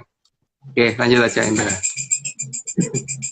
Makhluk no koma juga jangan disuruh terlihat di CCTV tetangga, karena bisa membuat para tetangga ketakutan. Nah itu juga jangan sampai kelihatan di CCTV, jangan hai gitu di CCTV, ntar pingsan yang lihat. Tapi paling tidak mereka bisa loh dipakai untuk tidak kelihatan dari CCTV, tapi ya jangan digunakan. Walaupun zaman dulu ada yang namanya Haji Kemayan, salah satunya menggunakan itu, salah satunya. Tapi salah banyaknya enggak gitu kan. Salah banyaknya menggunakan kekuatan sendiri, bukan gitu. Oke lanjut. Sebelum bentuknya layak dilihat, maka makhluk no koma diberitahu agar jangan menampakkan diri kepada tetangga. Ya karena kalau menampakkan diri kan bikin orang semaput kok, makanya jangan sampai kelihatan dulu, sesuai dengan aturannya Maha Prabu Balyo. Ya, Oke, lanjut. Seenggaknya udah nggak bau, udah wangi, udah bersih, Bentuknya juga udah nggak menakutkan, tampaknya udah enak dilihat gitu. Nggak enak dilihat sih, udah lucu. oke dilihat. Oke dilihat dan lucu. Dan lucu. Oke, Oke. lanjut. Lanjut. Sebelum bisa berbau wangi, maka makhluk no koma agar diajari jangan mendekat ke manusia. Yaitu makanya diajari bagaimana sih mandi, terus kemudian kalau perlu pakai parfum kayak Ya jangan supaya- pakai parfum. supaya lebih wangi gitu paling tidak. Oke lanjut. Indra. Namun, untuk kepentingan negara di zaman dahulu, makhluk no koma sering digunakan untuk dijadikan pasukan yang bisa bergerak cepat dan tidak bisa dihalang-halangi. Makanya kita dulu punya pasukan yang namanya pasukan Lambo Impleng, pasukan Lampor dan sebagainya gitu, yang mereka bisa bergerak sangat cepat dan tidak bisa terhitung, bahkan bisa menembus dinding dan sebagainya, itu adalah mereka. Itu bisa digunakan untuk kepentingan negara, tapi jangan digunakan untuk kepentingan pribadi. Lanjut, Indra. Karena makhluk no koma itu bisa menembus tembok setebal apapun, maka bisa melakukan banyak hal yang manusia tidak bisa lakukan. Ya itu tapi jangan digunakan salah-salah ya. Lanjut aja deh. Namun, kalau tidak diajari dengan benar, maka makhluk no koma saat menembus tembok malah dapat merusak tembok tersebut. Ya itu karena mereka saking kuatnya, mereka bisa tembus tanpa rusak bisa, tapi kalau nggak diajari jebol temboknya. Kan tadi disuruh ke sana, cuma jawabannya paling begitu. Nyebelin bener sih karena memang ya bodoh beneran. Terus dengan tampang polos senyum gitu. Nah, apa senyum dan Hihihi. Kasihan itu loh. Lanjut. Meskipun makhluk no koma bisa digunakan untuk membantu penglihatan malam, tapi jangan digunakan untuk mengintip hal-hal yang tidak baik di saat gelap ataupun di malam hari. ya kan banyak hal kegiatan apa yang tidak baik yang dilakukan manusia, yang tangga atau apapun di tempat lain jangan dilihat dengan menggunakan mereka lah, karena sangat bisa itu. Iya, jangan. Jangan. Kayaknya udah 100, area perlu disclaimer lagi deh. Oke, siap. Aduh, aku nggak usah pindah tempat ya, jadi aku hilang. Mana Arionya? Ya aku hilang. Nggak ada Rio.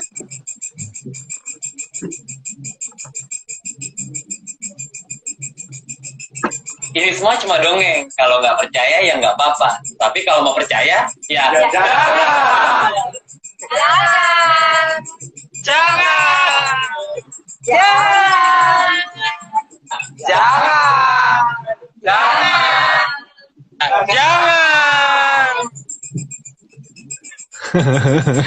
Oke, kita lanjut. Lanjut. 101. Ayo Andra. Namun makhluk no koma bisa digunakan untuk memperjelas peralatan malam, meski peralatannya sudah rusak. Itu bisa banget sih. Karena mereka bisa memberitahukan dengan gambaran 3D ya. Kalau kita bisa ngajarinya loh. Kalau enggak ya nggak bisa.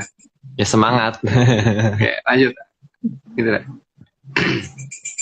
Dan sangatlah mungkin pasukan pesangar ini akan mundur jika melihat makhluk no koma tersenyum. Iya. Benar. Ini kan apa namanya? Walaupun sesangar-sangarnya pasukan lawan, mungkin satu makhluk ini aja muncul dengan tersenyum. Hihihi, itu kabur semua itu satu ini. Atau misalkan tiba-tiba masuk dalam tank terus tersenyum aja kalau ada yang kan mereka simbolnya selalu begitu, tersenyumlah maka melawanmu kelepak-kelepak gitu. Kalau makhluk biasanya senangnya seperti itu. Oke. Lanjut. Ya, lanjut. Karena senyuman makhluk no koma itu bisa membuat kelepek-kelepek. Apalagi kalau tertawa yang biasa berbunyi hihihihi. Ya itulah. Mungkin tadi sudah dijelasin. Jadi lanjut aja. Mantap. Karena tersenyum secara bersahabat itu adalah keahlian dari makhluk no koma dan senyuman itu bisa membubarkan pasukan lawan. Karena emang mereka keahliannya itu ya, menangnya dengan tersenyum gitu loh. Dengan tersenyum aja itu pihak lawan sudah berantakan gitu loh. Nah, kalau manusia nggak tahu ya punya ajaran kayak gitu apa enggak. Tapi kalau mereka jelas itu seperti itu. Cuman cukup dengan tersenyum dan tertawa saja, lawan sudah berantakan. Kabur tunggang langgang gitu. Itu megang senjata aja bisa lepas itu senjatanya. Saya lepas. Saking gemeteran banget. Itu apalagi kalau dicium. Gitu sekali. Gitu langsung bubar. Kalau nggak kita sengaja jangan ajarin sikat gigi. Jadi pas ini ditiupnya, gitu. Udah. Gua apa nih kabur. Oke lanjut. Apalagi kalau sudah mulai turun tangan, maka pasukan lawan mungkin akan memilih mundur daripada berurusan dengan makhluk no koma. Karena makhluk seperti kan cari perhatian terhadap mereka yang merawatnya kan, sehingga kalau misalkan disuruh maju ya maju beneran. Dan masalahnya bagaimana kita memberitahukan supaya jelas bahwa mereka harus melakukan apa gitu.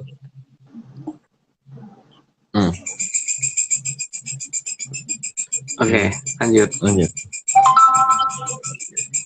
Ayo Andra, semangat Andra.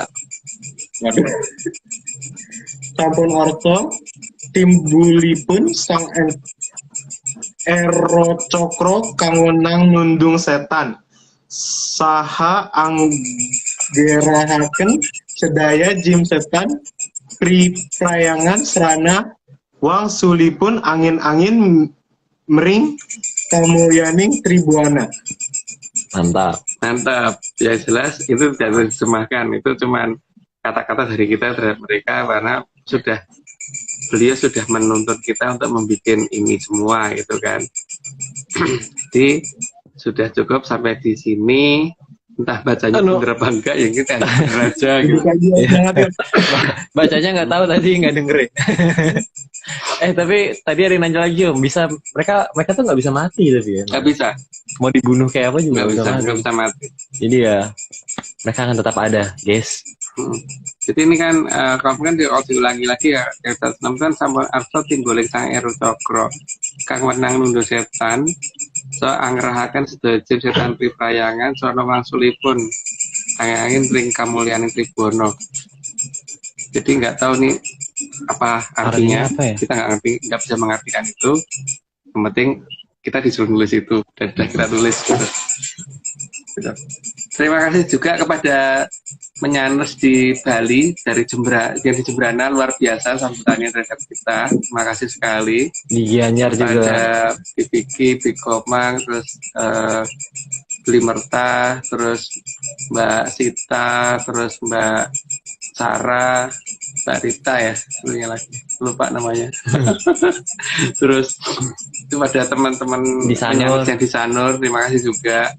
Terima kasih pada Mbak Omeng dan Mbak Jo yang Jadi forader. jadi koridor kita menuntun jalan kemana-mana sehingga nggak tersesat di Bali. Oh, dan Ya. terima kasih sudah mau pamrih ya Mbak ya. Dan terima kasih sudah mau pamrih juga Mbak Anom Dan keluarga. makasih dan keluarga makasih.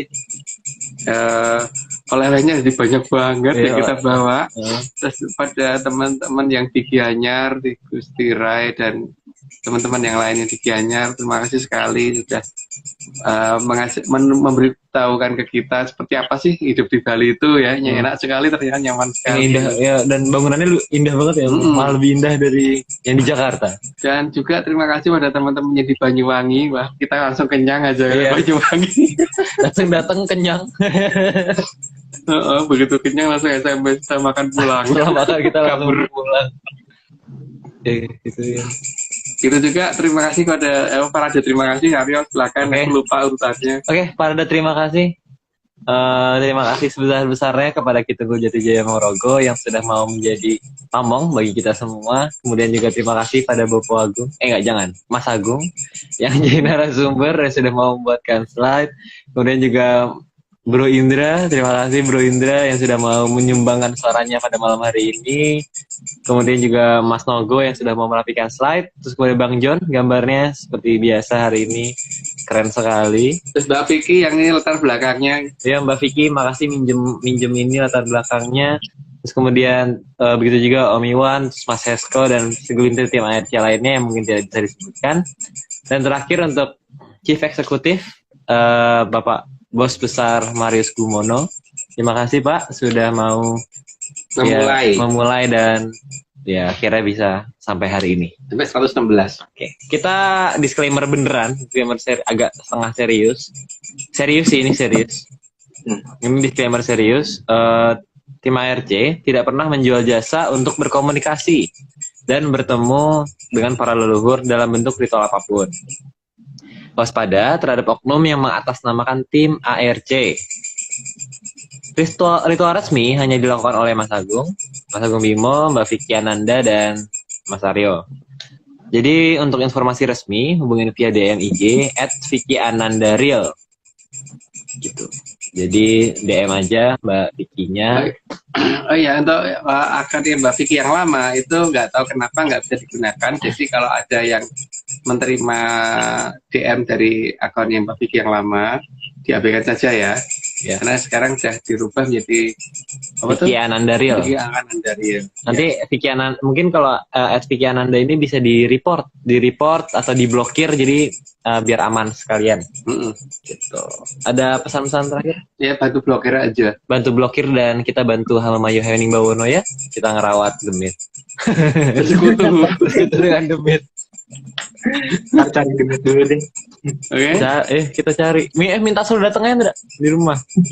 Suruh datang ke rumah aja. Oh ini open house. Open house ya. Open house Demit kita. Oke. Kalau gitu sudah ya, kita udah kayaknya Sudah cukup. Jadi ya diingatkan kembali besok ada kopdar Di di Jogja Ngayo Yogyakarta. jam 1 siang sampai dengan jam 7 malam karena setelah itu kita mau balik ke barat. Kita mau pulang.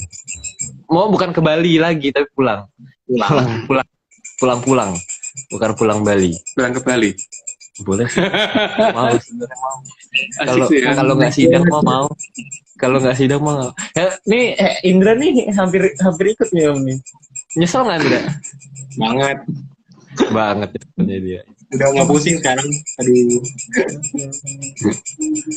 Yes, oke. Oke, Gitu ya. teman-teman, terima kasih.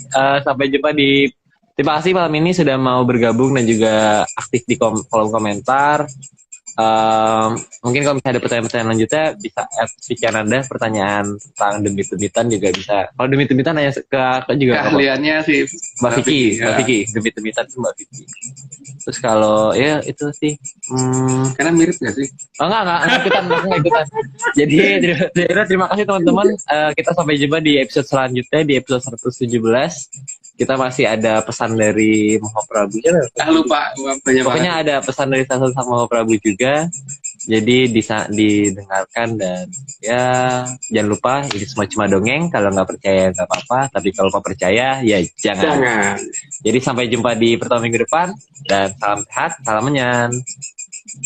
Salam menyan.